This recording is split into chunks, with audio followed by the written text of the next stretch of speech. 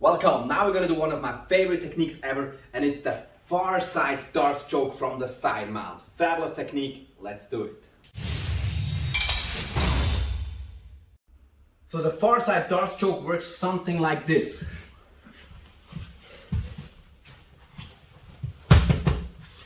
And usually it will be the second or third technique in a series of techniques. So in the side mount, many times your opponent will start to rotate towards you, to the near side, to his right side, for whatever reason.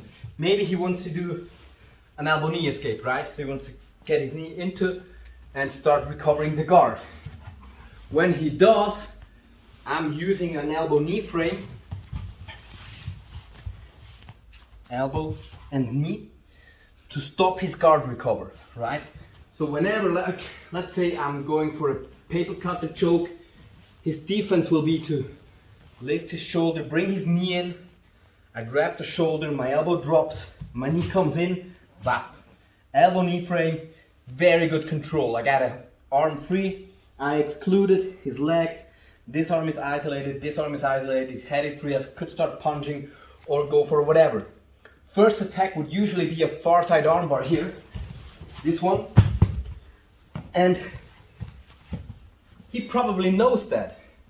So what he's doing to defend that, to take away my opportunity to go for the far side armbar, is drop his arm low.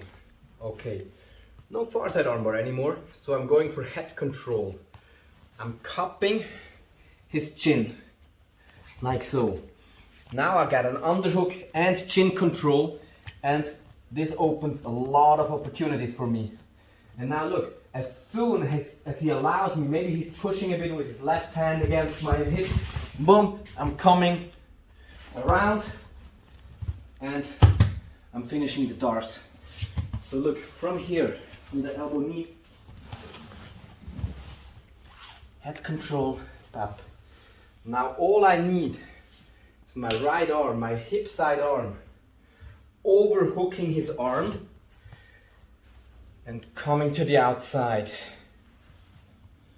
Right arm into left elbow pit and squeeze. So watch again closely. Chin, and when I'm coming in, I'm using Ippon Ken, and now I'm lifting his chin up a bit. So I create neck extension and sideways deviation, like so, to open the path for my right arm to drop. And as soon as it went through, I push my thumb, my blade up to his neck to close. And my left arm, my left elbow pulls his head closer to me. Now blade drives in, drives, lock, chest onto his head. Now chest extension and elbow retraction to squeeze. So again, I'm here. Whatever the reason is, he's rolling towards me. Boom, elbow knee frame. Head control, overhook.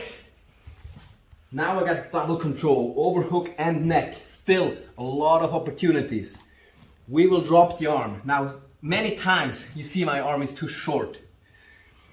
That is because I'm thinking wrong. Most people assume their arm starts here at the elbow joint, but your arm actually starts here. So all this part of your shoulder is usable part of your arm. The chest muscles, the trapezius, all those muscles that are connected to your arm are usable part of your arm. So now to make my arm longer, I drop my shoulder in. You see that? Instead of this, wham! Now my arm is a lot longer. Pop, drive in, drive, and use extension of your wrist. Because we all know that finger flexion and wrist flexion is very limited. Many times your fingers will be tired, so it will be very difficult to use finger strength on a slippery and soft and wobbly surface. So I'm using the edge of my hand and extension. I never had tired extensors in my life in a grappling fight. So I'm using extension here if possible. And I'm using this part of my radius against his neck, right? And now it's best to sprawl a bit for practice. And I'm driving my radius, this one, into his neck. Avoid any kind of contortion of his neck. So when I'm trying to lift him up, I'm wasting strength. I'm trying to bend him, I'm wasting strength. So just sprawl and squeeze. Right, and again. So I'm here. For whatever reason, he's rolling towards me. Boom, elbow, knee. His arm drops, which means cupping the chin. Right, overhook, drive the arm in. When it's difficult to enter the arm, I'm using my second hand to help. Up, and now drive close. When it's impossible to lock that tight, try to use your fingers. It's probably gonna work, maybe. This one is a lot tighter though, but this can work. And it did.